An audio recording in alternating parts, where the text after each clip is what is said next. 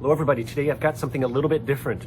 We're looking at a pair of Magnanni dress sneakers. These are, kind of at the very casual end of what I'd call a dress sneaker, but we're gonna turn this into this today.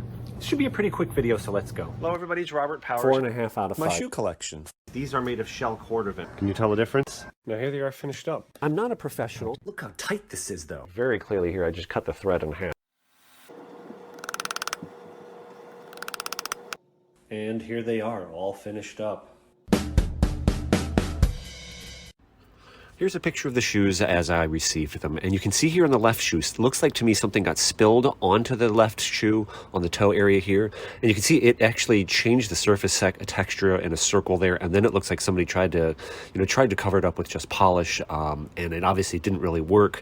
And now they just kind of look like a mess. Now, here's a few notes. I debated on the beginning of this video on whether I should call this a how-to video or not. I try to be very careful if I ever make anything a how-to, because I'm going to use an airbrush. So I have to be careful when saying a how-to video because the majority of people out there won't have an airbrush. The airbrush is going to be used to put dye on the toe of the shoes. Rather than that, you can use dye like this. This is Fiebing's is the brand, F-I-E-B-I-N-G-S. It's available eBay, Amazon, bunch of places. And they always come to this little wool dauber. Here's a challenge with it though. Whatever color you get, if it's too dark, you're in trouble. So this is going to be a little more difficult on very light shoes like tan and walnut. So what I would do is I would get a light tan, not even tan, light tan, and I would get a black. Then what you can do is if it's too light, you can always mix a little more dye with a couple drops of black and darken it up. That's the way I would progress. So that's point number one, is don't go too dark on the dye or else you're in trouble. Once it's too dark, it's permanent, can't be removed.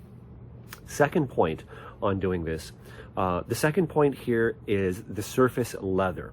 There's always going to be a variable in here where if you're inexperienced in this, what kind of leather you have and how the dye is going to absorb and how the cleaner is going to take the surface off, right? So that's a little bit of a variable. If you don't understand the differences in types of leather, I'll link a video in the description below so that you can have a little better understanding of the difference between corrected grain, which is leather that's basically coated in a plastic.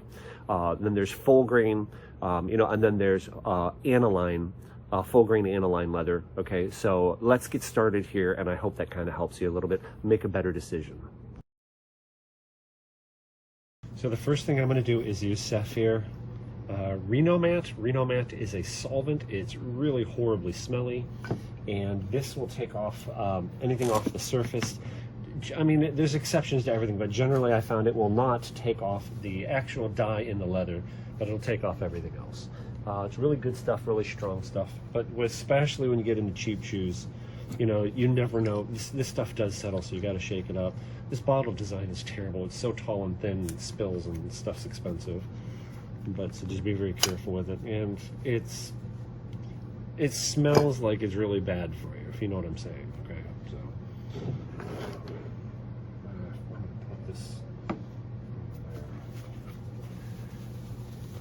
I'm going to use fairly heavy pressure. I mean, you don't need shoe trees in a shoe like this, but I have them in there to keep the toe shaped. There's nothing solid under the toe. This thing makes me nervous. I'm scrubbing fairly hard. And the other shoe is actually worse, to be frank with you. The discoloration. And I think something had been spilled on that other shoe. So like I said, I'm scrubbing. Now that it's pulled off some color, I'm going to turn my finger so I can tell when it stops pulling color off.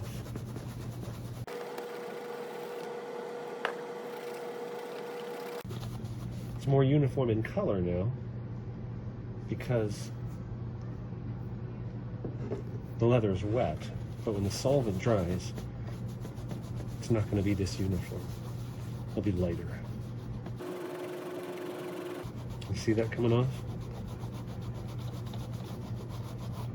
It's like somebody really piled on some polish, is I think what they did, trying to hide whatever happened to these shoes.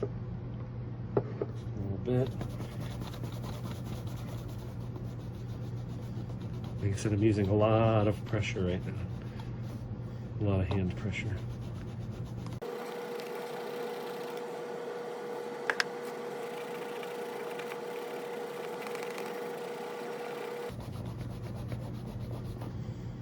See, there's stuff coming off. I might work on it a little more, but I think you guys get the idea, right? I might go a little bit more just on that outside edge there, and just maybe a little more there.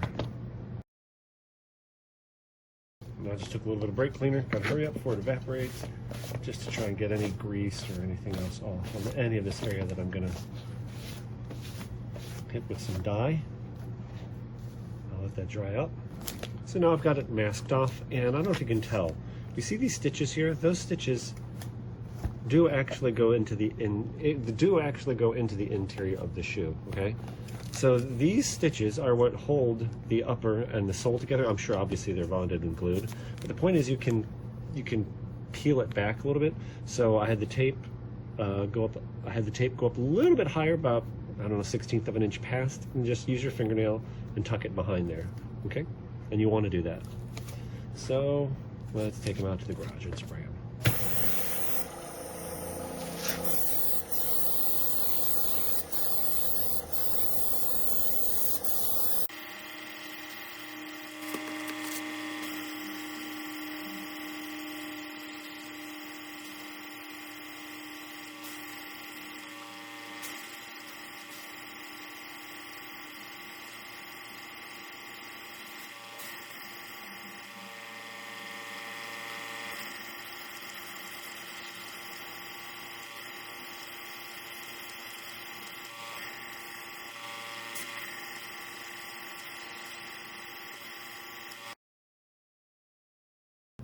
Now, I know what you might be thinking right now. You're like, hey, Bob, you didn't go dark enough. But hold on, we still have a couple more stages to go.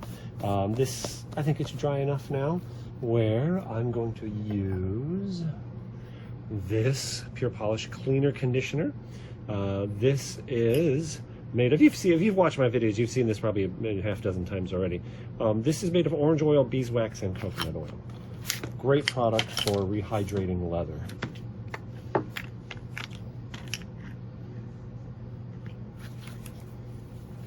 See? Right there, you can see how it already darkens. Which is, I've heard that a lot from people. They're concerned about moisturizing products of darkening leather. So what we're really talking about, especially the lighter shades of brown, seeing a little bits of the ties coming off of my finger. We're talking about the lighter shades of brown, like usually lighter than this, like walnut. Yes, it can, but you know, I think the way I look at it, if this stuff darkens your leather, it was probably way lacking in nutrients to begin with, you know? So, I mean, that's really going to bother you. I don't know what else you could do about it to prevent that.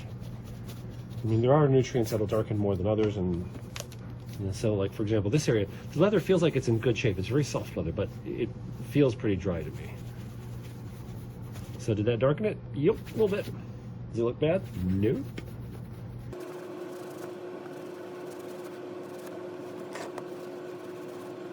Get up here on the ankle, and even a little bit inside there. See, look at that. That's lost some color.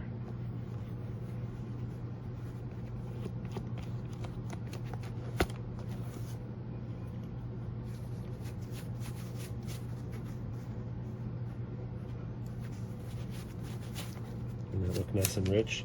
And again, this side color.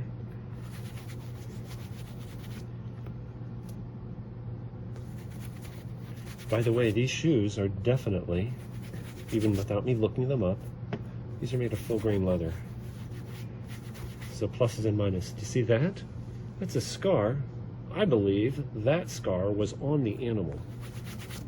Right? Some people might look at that and say, oh, it's not perfect. Well, if you want perfect, go get a plastic shoe. This is character. This is beautiful leather. The main downside to full grain leather is it is absorbent, especially anything oil-based will absorb into it.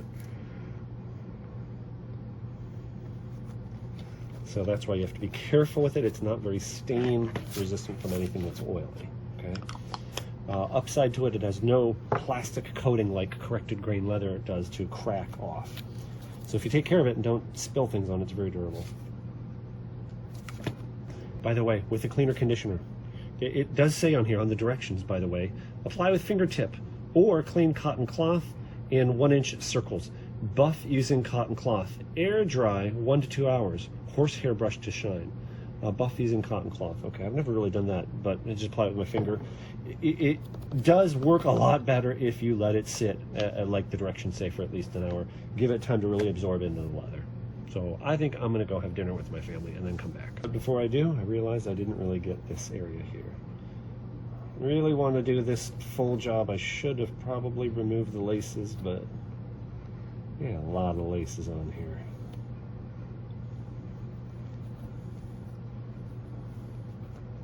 So I'm just going to work around it.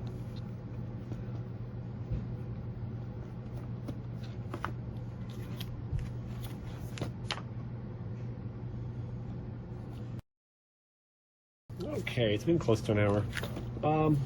Weather's pretty dry. Yeah, I think it's going to be right. You can tell when it's sat long enough because, well, it'll shine up. If it hasn't set long enough, it just doesn't shine. See that? Develops a little bit of a luster, doesn't it? You know, you could, in some cases, just stop here. But you see how that lightened up? The dye always is lighter. It's always lighter than you think it's going to be, because there's alcohol when you spray it on, and the alcohol evaporates. So that's the trickiest part about the dye. So I still need to darken it up some more. This is Saphir. You know I really like pure polish, but I'm going to use Saphir because I have it. And I don't have a medium brown. This is number 37 medium brown. I don't have this color. And this is a cream polish. Notice it's a very soft, can you tell? I just touch it and I get a whole bunch on my finger. The cream polish is better for coloring and conditioning leather. And that's really what I want to do. I'm loading it up here. I'm going to push as much of it into the leather as I can, because I want it in the leather more than on the leather, so that the color stays. Does that make sense?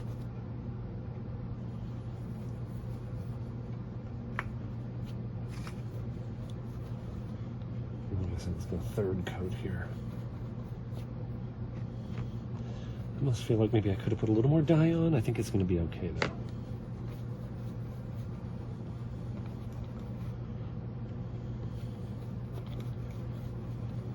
There's about 4 coats there. And let's get the rest of the shoe.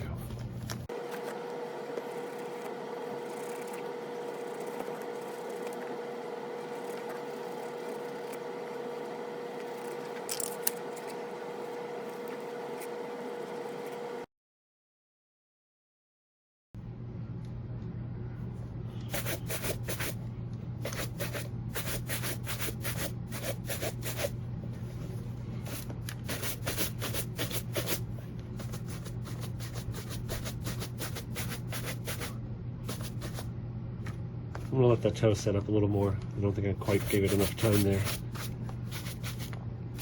because I put so much polish on it. I'll do it a few more minutes and come back. No, by the way, especially for very soft leather like this, there's no counter. You know, the leather, there's not like a cap toe to keep that from flexing. I think you're definitely going to want a cream polish for an application like this, not a paste wax polish. There we go.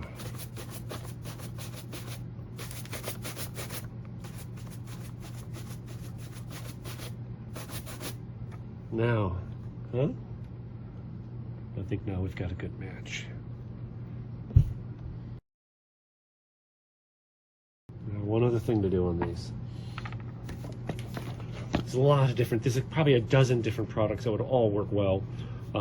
This is, you know, those guys at the shoe shine stand at the mall. I got this like 5-6 years ago. Shoe MGK, Shoe MGK Cleaner Conditioner. I saw online that you could use baking powder, make paste out of baking powder and water. To clean the edges of the soles. There's, like I said, a million different things. Just an old toothbrush that I use just for stuff like this. Just needs a few drops. And I'm just going to scrub.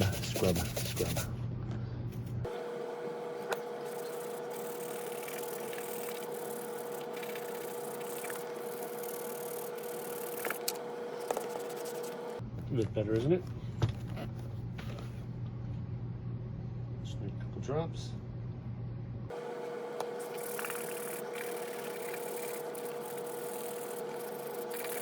Maybe another couple drops.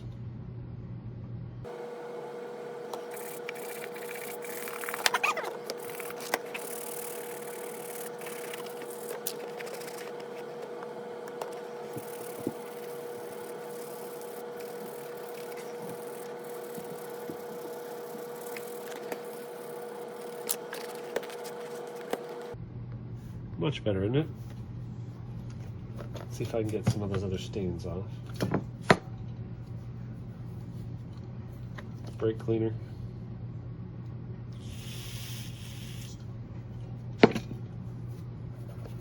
There we go, look at that, comes right off.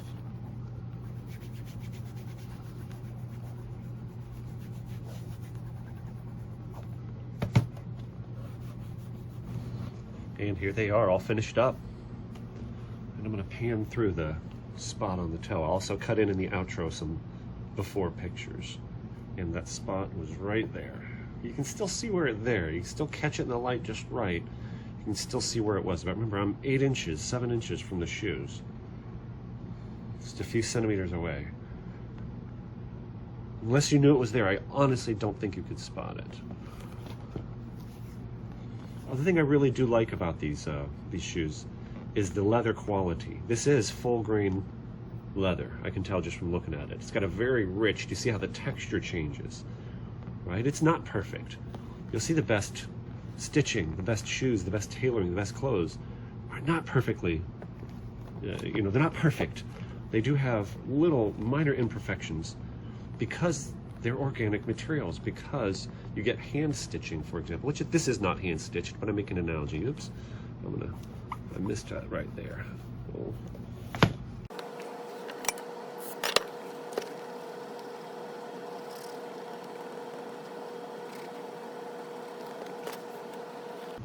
There we go, that's better.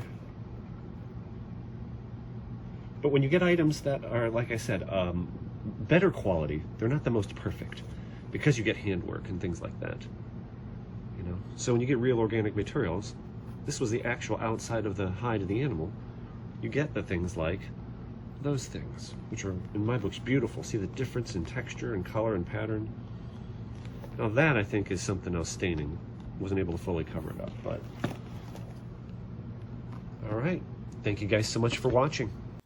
If you enjoyed this video and want to see more like it, go to my YouTube page, Robert Powers, and then click on playlists. And from there, you can go to things such as before and after videos, where you'll find a whole list of videos similar to this one. Please consider subscribing to my channel. Click that little like button if you like this video. You guys have an awesome day. God bless.